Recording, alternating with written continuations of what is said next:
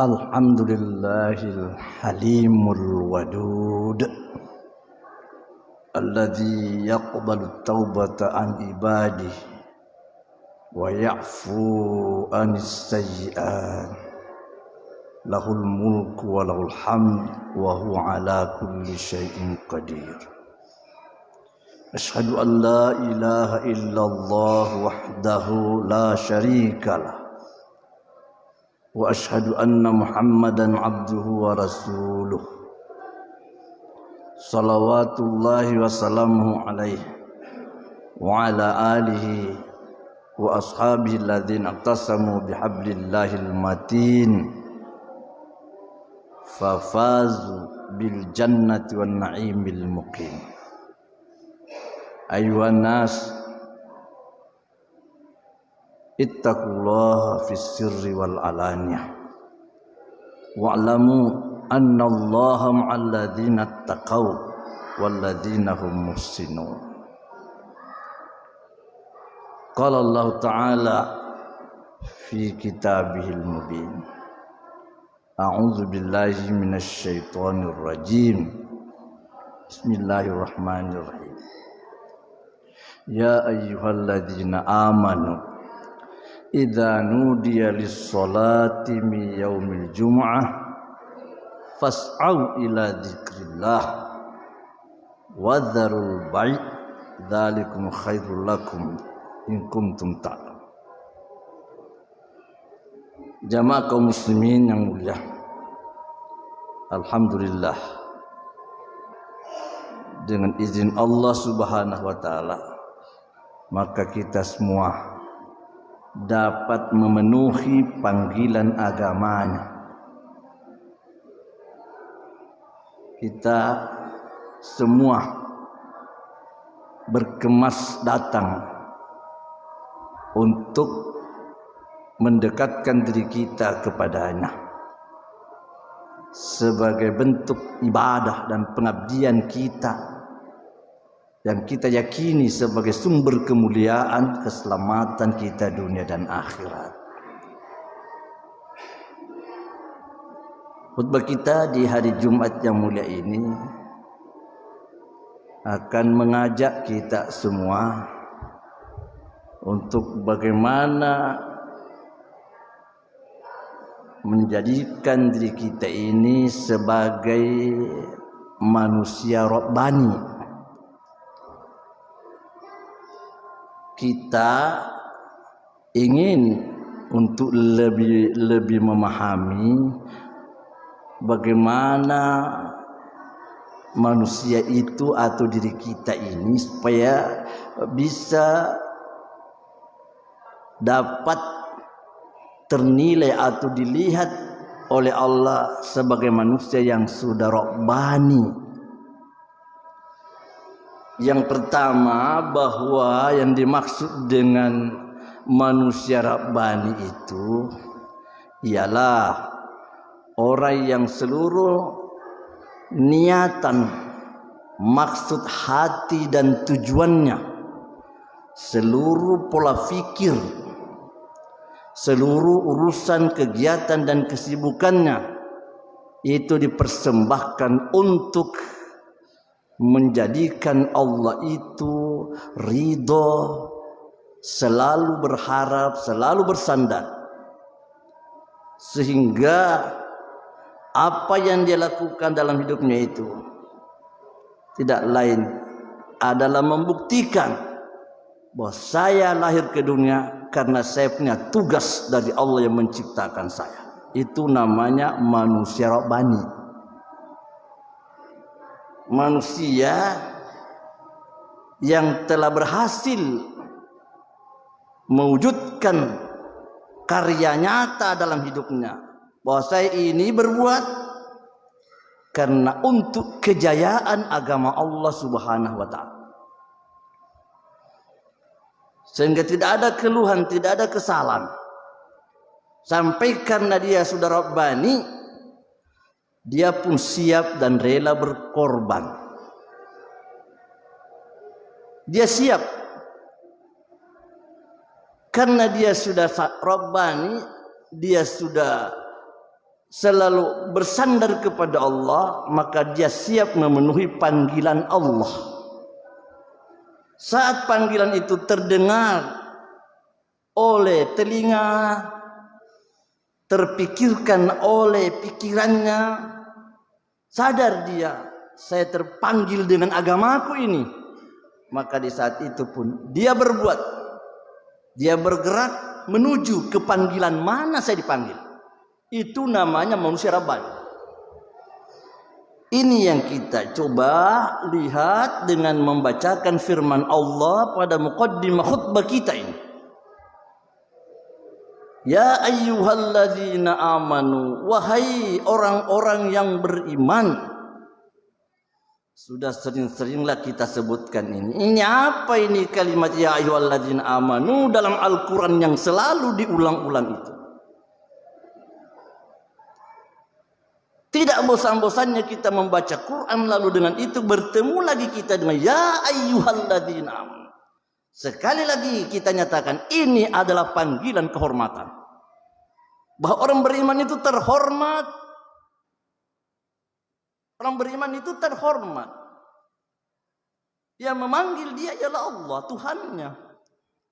Disebutnya, dipanggilnya dia dengan gelaran yang sangat indah. Orang yang percaya itu aman. Allah katakan,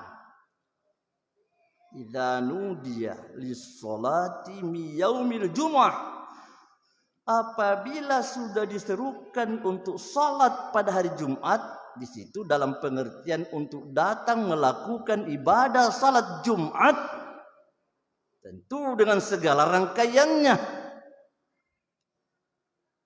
Fas'au ila zikrillah.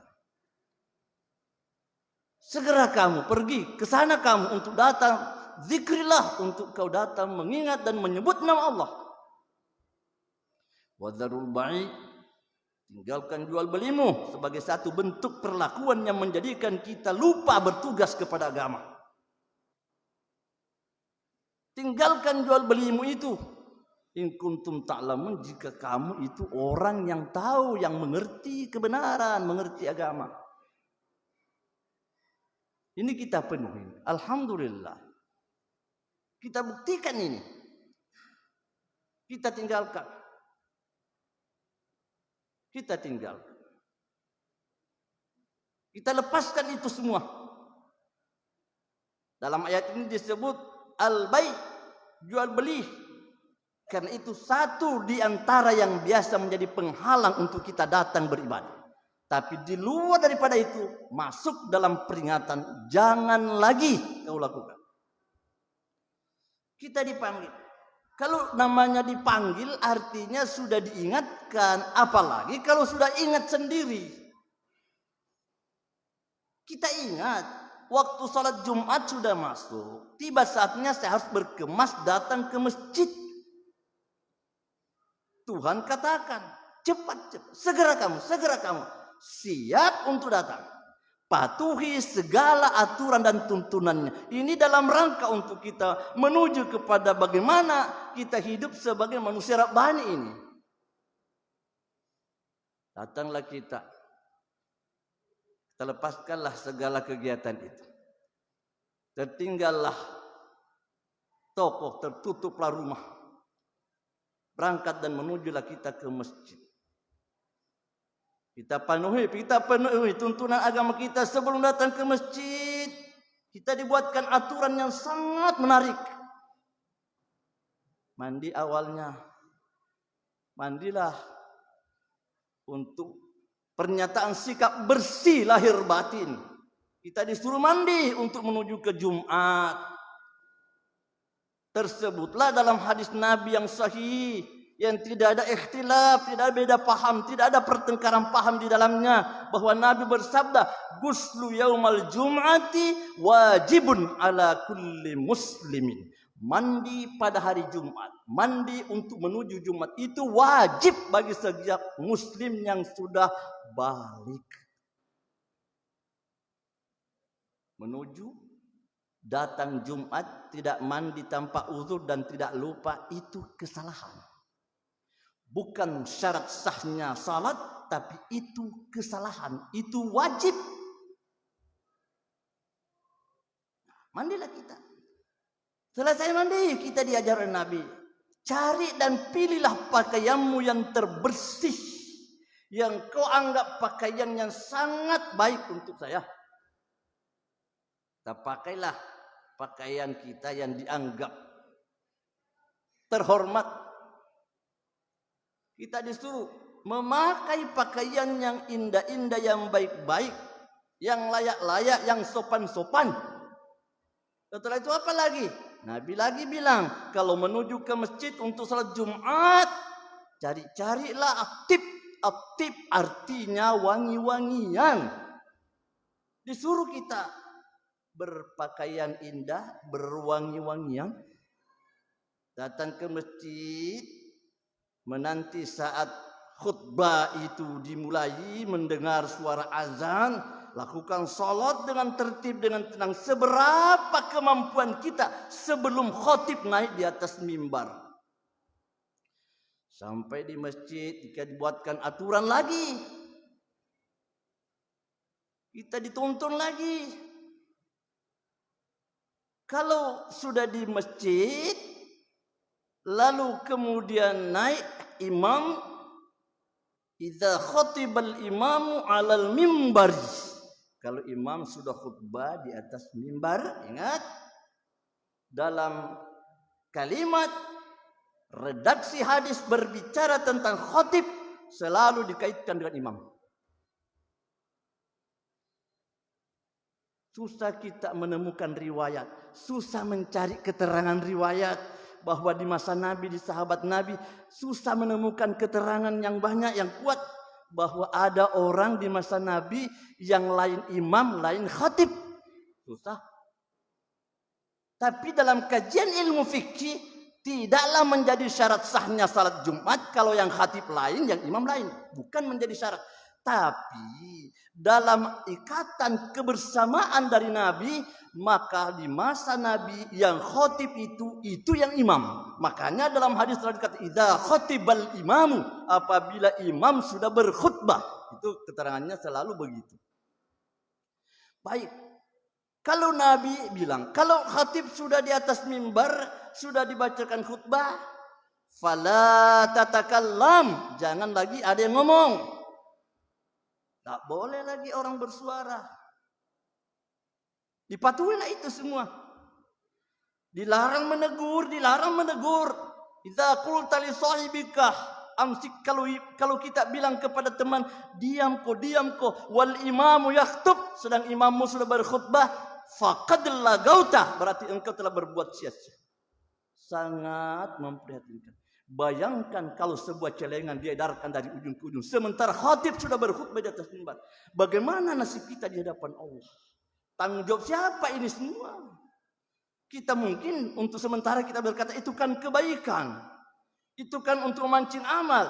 Iya, menegur orang untuk diam itu juga kebaikan. Kenapa dilarang oleh Nabi?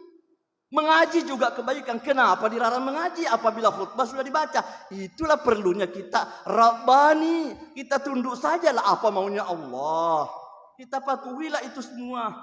Nah, kita lihat Allah mengatakan, kau sudah mengikuti saya. Kau sudah datang ke masjid. Kau sudah tinggalkan. Lalu ingat Allah, ingat Allah.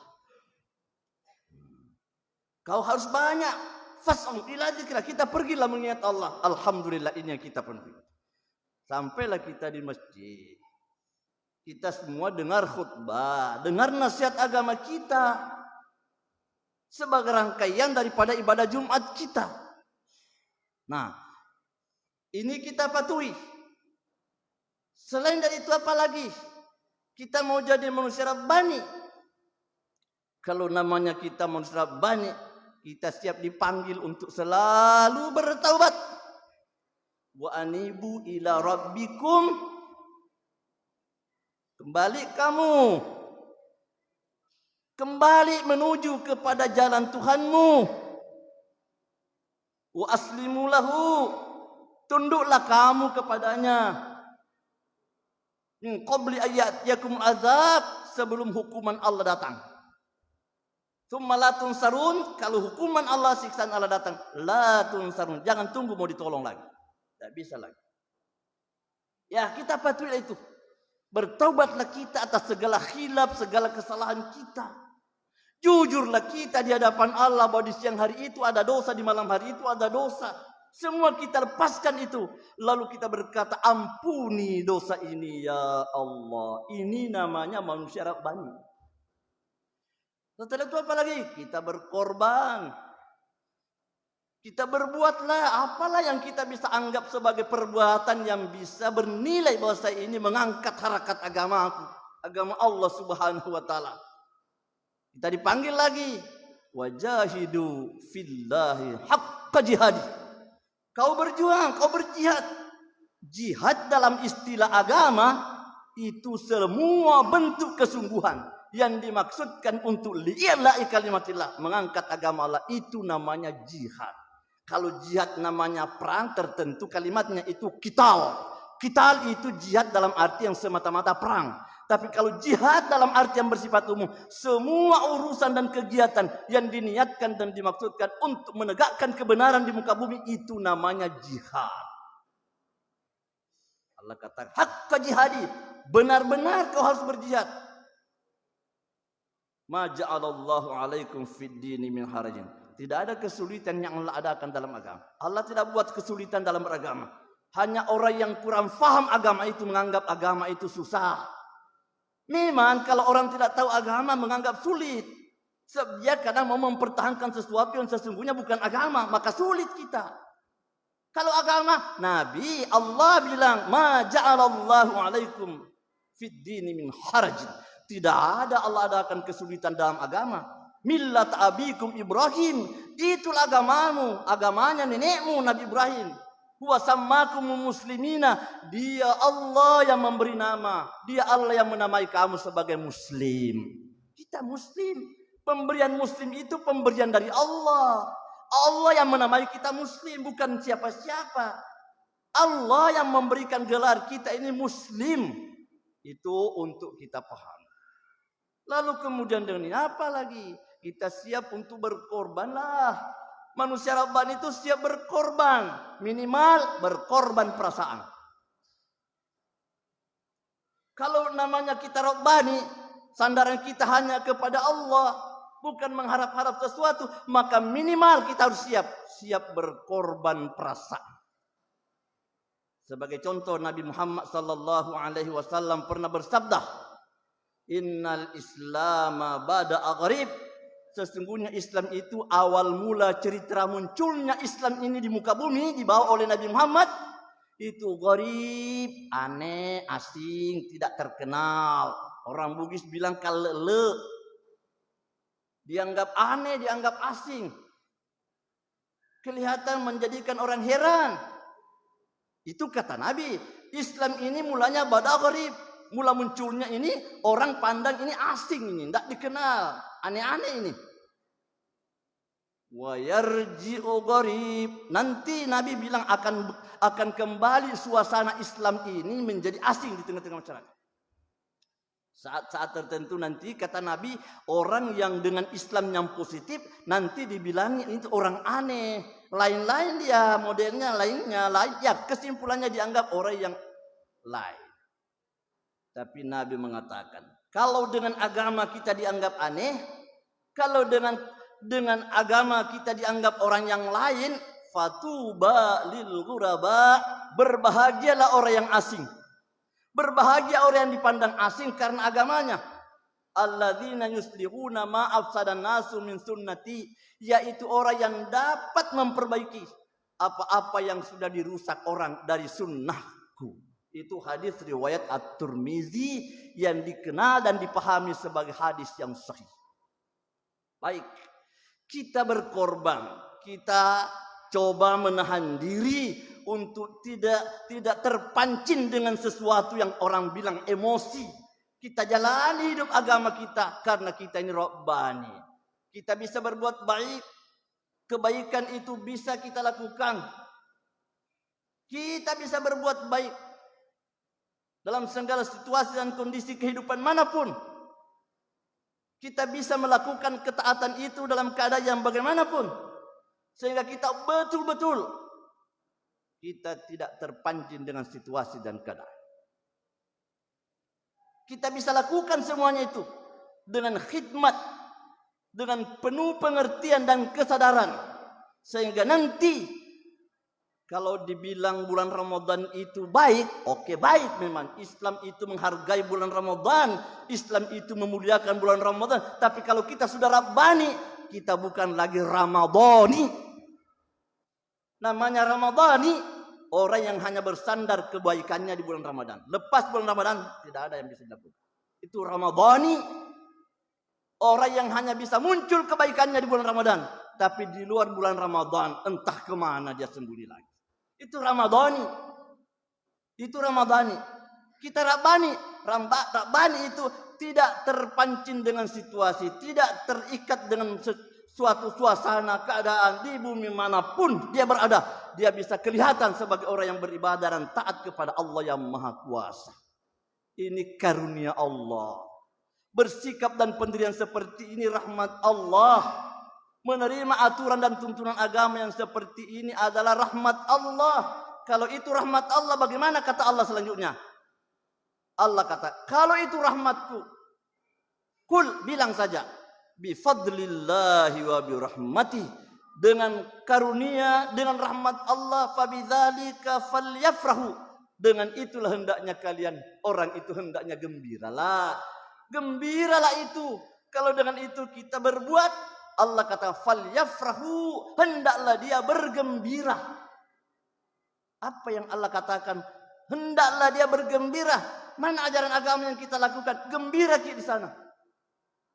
Agama menyuruh kita untuk menyantuni orang duafa, orang miskin, lalu kita berbuat. Mana orang miskin yang kita santuni? Mana? Agama menyuruh kita untuk selalu islah, selalu damai, selalu berbuat baik. Mana orang-orang yang kita pernah damaikan?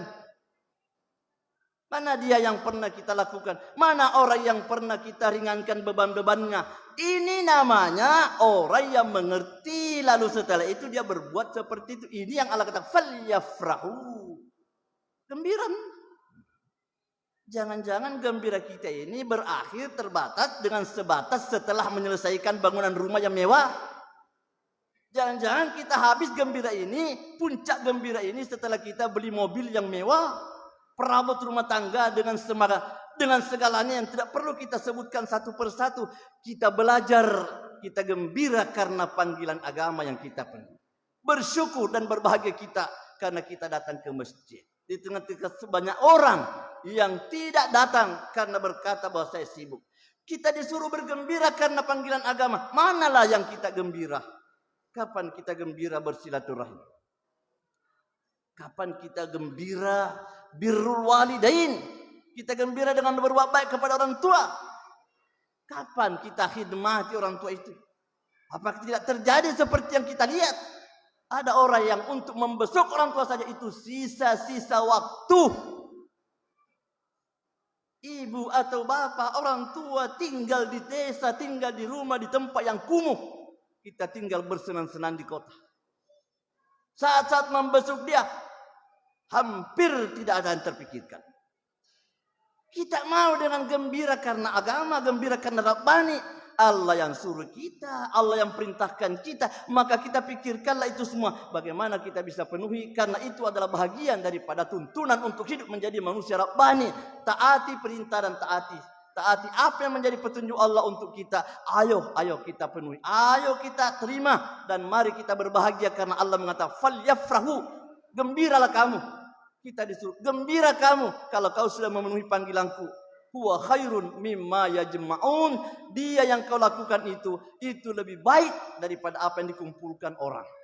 Segala yang dikumpulkan orang semua akan berakhir dengan resiko dan pertanggungjawaban. Sedang apa yang kita lakukan semua akan berakhir dengan menyandang pahala dan balasan surga dari sisi Allah Subhanahu wa taala.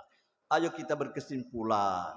Kesimpulan khutbah kita mengajak kita untuk memahami apa yang dimaksud dengan Rabbani, yaitu manusia yang seluruh pola hidupnya selalu bersandar dan bercermin kepada apa maunya agama dari Allah Subhanahu wa taala.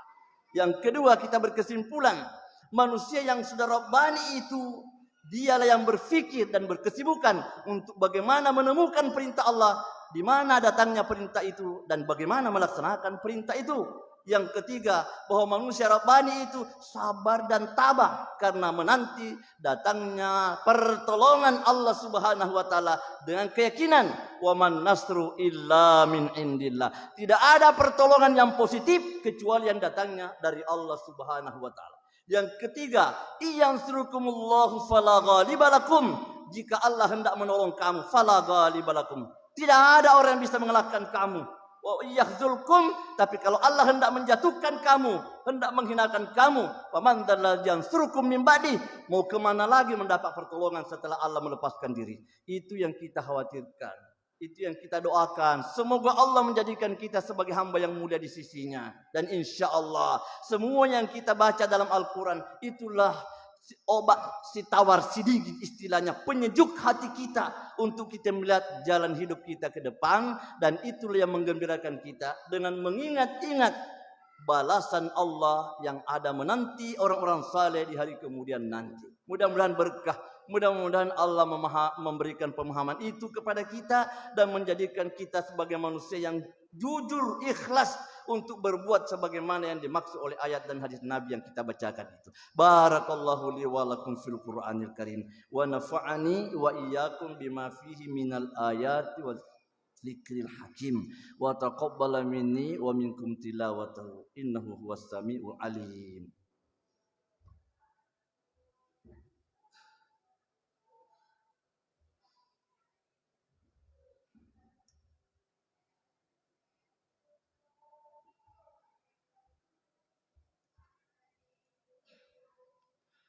Alhamdulillahilladzi akmala lana dinana wa atamma alaina ni'amahu zahiratan wa batinah alladzi arsyadana ila ta'atihi wa hadana ila siratal mustaqim. Asyhadu an la ilaha illallah wahdahu la syarikalah syahadatan tunji qailan min adzabin nar wa asyhadu anna muhammadan abduhu wa rasuluh syahadatan yakunu sahibuha fi hirzin harid. Allahumma salli ala Muhammad wa ala ali Muhammad kama sallaita ala Ibrahim wa ali Ibrahim innaka Hamidum Majid wa barik ala Muhammad wa ala ali Muhammad kama barakta ala Ibrahim wa ali Ibrahim innaka Hamidum Majid. Allahumma ghfir lil muslimina wal muslimat wal mu'minina wal mu'minat al ahya'i minhum wal amwat innaka sami'un qaribun mujibud da'wat wa qadil hajat. Allahumma ansur man nasarat din wa khzul man hazalat din. Allahumma tub alaina innaka antat tawwabur rahim. Rabbana atmim lana nurana waghfir lana innaka ala kulli syai'in qadir. Rabbana wa la taj'al fi qulubina ghillan lil ladzina amanu rabbana innaka raufur rahim. Rabbana afrik alaina sabra wa tsabbit aqdamana wansurna 'alal qaumil kafirin. Rabbana la tuzigh qulubana ba'da idh hadaitana wa hab lana min ladunka rahmah innaka antal wahhab.